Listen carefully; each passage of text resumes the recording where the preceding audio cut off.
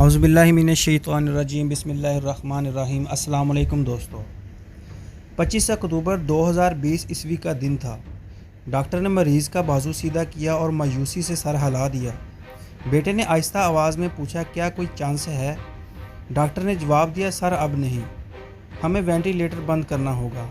Video start करने से पहले आप तमाम दोस्तों से इल्तमास है, जो दोस्त हमारे इस यूट्यूब चैनल पर नए हैं वो जल्दी से हमारे यूट्यूब चैनल को सब्सक्राइब करके साथ बेल बटन को भी दबा दें, ताकि हमारी हर आने वाली न्यू वीडियो का नोटिफिकेशन आप तक बआसानी पहुंच सके। बराए मेहरबानी इस वीडियो को लाइक ज़रूर कीजिएगा, अपने दोस्तों के साथ शेयर कीजिएगा और कमेंट सेक्शन में अपनी राय का इजहार ज़रूर किया कीजिए। तो चलते हैं वीडियो की तरफ। बेटे ने सर नीचे किया और आहिस्ता आहिस्ता चलता हुआ कमरे से बाहर निकल गया। मरीज़ मई 2014 ईस्वी से कोमे में था। मरीज़ की कहानी 1940 ईस्वी में शुरू हुई थी। इसके वालिद ने जनूबी कोरिया के शहर टाइगोस में छोटी सी कंपनी बनाई। कोरिया ज़बान में 3 सितारों को सैमसंग कहते हैं। कदीम रवायत के मुताबिक इकट्ठे तुलू होने वाले 3 सितारे कभी गुरूब नहीं होते। वालिद ली ब्योंग चुल ने खुश शगुनी की कंपनी का नाम सैमसंग रख दिया। ये लोग शुरू में फ्रूट और फ्यूजन फिश एक्सपोर्ट करते थे। दूसरी जंग अजीम के बाद तमीरें नो शुरू हुई तो सैमसंग खुराक से कंस्ट्रक्शन इंडस्ट्री में आ गई और इसने धड़ाधड़ इमारतें बनाना शुरू कर दी। ली ब्योंग चुल ने इन ठेकों में करोड़ों रुपए कमाए। ये समझदार इंसान थे। ये जानते थे इंसान को अपने सारे अंडे एक टोकरी में नहीं रखने चाहिए। चुनाचे ये कंस्ट्रक्शन के साथ साथ टेक्सटाइल, फैशन और इलेक्ट्रॉनिक्स के कारोबार में भी आगे ग्रुप बढ़ता चला गया। ली कुन ही ली ब्योंग चुल के तीसरे बेटे थे। ये कुंदा जहन और लाअबाली मिजाज के लड़के थे। पढ़ाई में दिल नहीं लगता था, लेकिन वालिद इन्हें हर हाल में पढ़ाना चाहते थे। ली कुन ही ने वेस्डा यूनिवर्सिटी से इकोनॉमिक्स की डिग्री ली और बिजनेस की आला तालीम के लिए जॉर्ज वाशिंगटन यूनिवर्सिटी अमेरिका में दाखिला ले लिया। जॉर्ज वाशिंगटन का दौर ली की ज़िंदगी का फजूल और नाकाबिले बयान ज़माना था। ये अपनी डिग्री तक मुकम्मल ना कर सके। वालिद ने इन्हें वापस बुलाया और कंस्ट्रक्शन और ट्रेडिंग के काम पर लगा दिया। ये गिरते पड़ते ये काम करते रहे। वालिद इनकी कारकर्दगी से मुतमईन नहीं थे। इनका ख्याल था कि ये पूरी कंपनी को डुबो देंगे। वालिद 1987 में इंतकाल कर गए और ली को मजबूरन कंपनी संभालना पड़ गई। कंपनी इस वक्त 34 मुख्तलिफ शोबों में काम कर रही थी। ली के अगले 5 साल बहुत मुश्किल थे। ये एक दफ्तर से दूसरे और दूसरे से तीसरे की तरफ दौड़ते रहे थे, यहाँ तक कि 1993 आ गया। ली को अचानक महसूस हुआ, हम बहुत ज़्यादा मसनूआत बना रहे हैं, जिसकी वजह से हम क्वालिटी में मार खा रहे हैं, जबकि हमारे हरीफ सिर्फ एक एक काम करते हैं और इनकी मसनूआत की क्वालिटी सैमसंग से बहुत बेहतर है। ली को महसूस हुआ, हमने अगर अपने हरीफों को क्वालिटी में मार ना दी तो हम पिट जाएंगे। चुनाचे इसने एक दिन अपने तमाम एग्जेक्टिव्स को जमा किया और इनसे कहा, हम आज से अपनी बीवी और बच्चों के अलावा सब कुछ बदल रहे हैं। तुम लोग नुकसान की परवाह ना करो। हम अगर फुटपाथ पर भी आ जाएं तो भी कोई मसला नहीं। आप बस सिर्फ और क्वालिटी पर तवज्जो दें। हमारी प्रोडक्ट्स हर सूरत मार्केट में नंबर 1 होनी चाहिए। तमाम सैमसंग के लोगों को गारंटी होना चाहिए। ये मेजर शिफ्टिंग थी। कंपनी की इंतज़ामिया ने इन्हें समझाने की कोशिश की, लेकिन वो डटे रहे। वो हर किस्म का नुकसान बर्दाश्त करने के लिए भी तैयार थे। एग्जेक्टिव्स ने हार मान ली और तादाद की बजाय मेयार पर चले गए। शुरू के साल बहुत मुश्किल थे। कंपनी के गोदाम कबाड़ खाना बन गए। मार्केट में सैमसंग का अंबार लग गया। लोग इसके साइन बोर्ड्स के करीब से भी नहीं गुजरते थे। डिस्ट्रीब्यूटर तक भाग गए, मगर ये पीछे ना हटे। 1995 ईस्वी में एक तरफ कंपनी का बेड़ा गर्क हो गया, दूसरी तरफ ली कुन ही पर जनूबी कोरिया के सदर रू ताए वू को $30 मिलियन रिश्वत देने का इल्ज़ाम लग गया।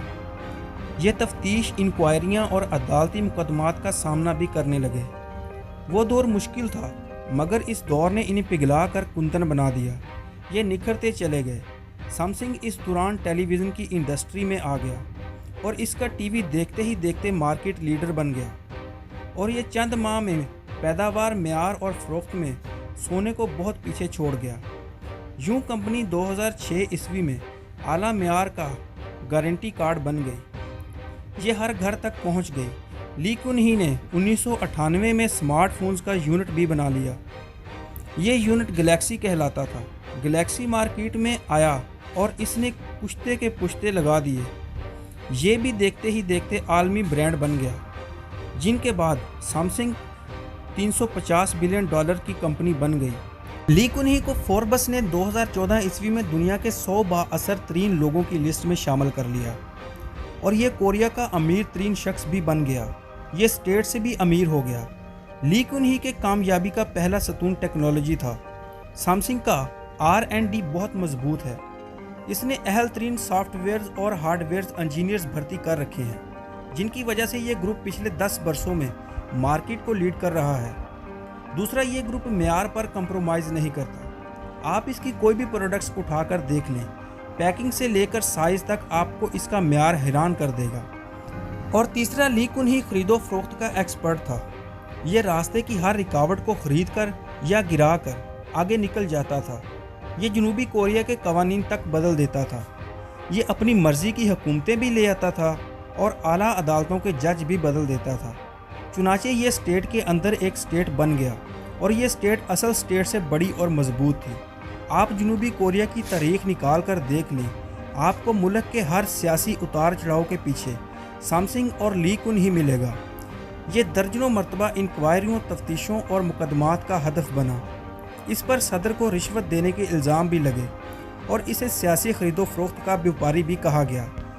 2008 میں ان پر ٹیکس چوری کے الزامات بھی ثابت ہو گئے۔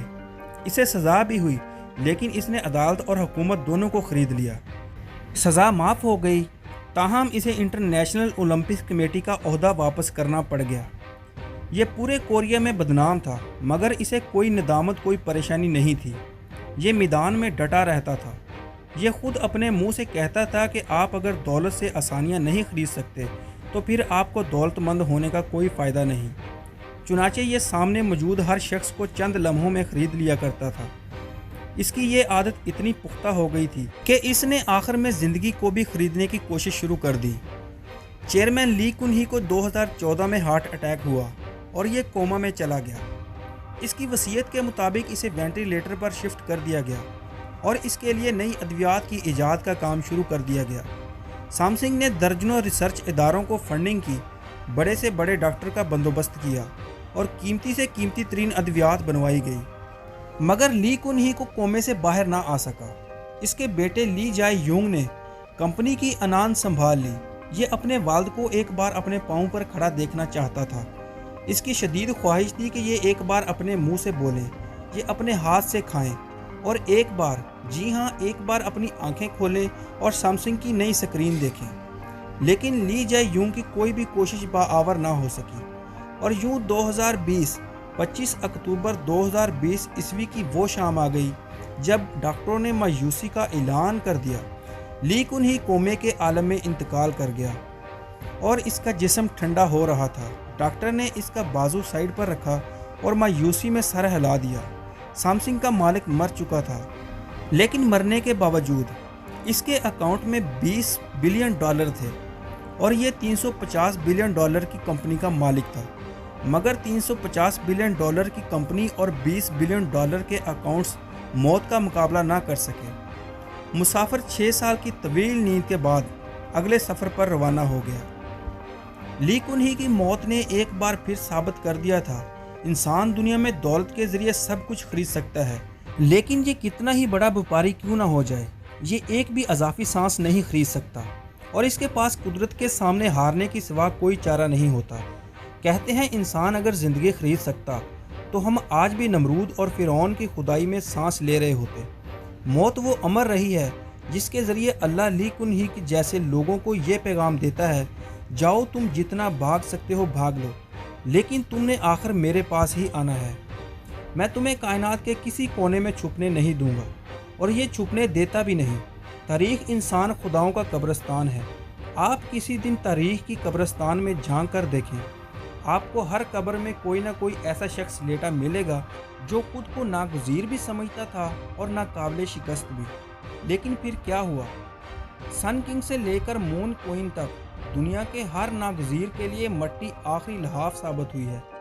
اللہ کی اس دنیا میں لی کن ہی جیسا شخص 6 سال ہاسپٹل میں بستر پر لیٹ کر آنکھ نہیں کھول پاتا، اور اس سے امیر تیمور اور ہٹلر جیسا شخص بھی خالی ہاتھ واپس جاتا ہے۔ لیکن ہم اس قبرستان میں پوری زندگی میں کی آوازیں لگاتے رہتے ہیں، اور ہمیں شرم بھی نہیں آتی۔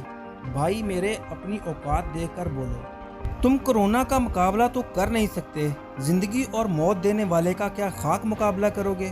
مٹی کی مٹی ہو، مٹی بن کر رہو، خدا نہ بنو، کیونکہ خدا اپنے سوا کسی کو خدا رہنے نہیں دیتا۔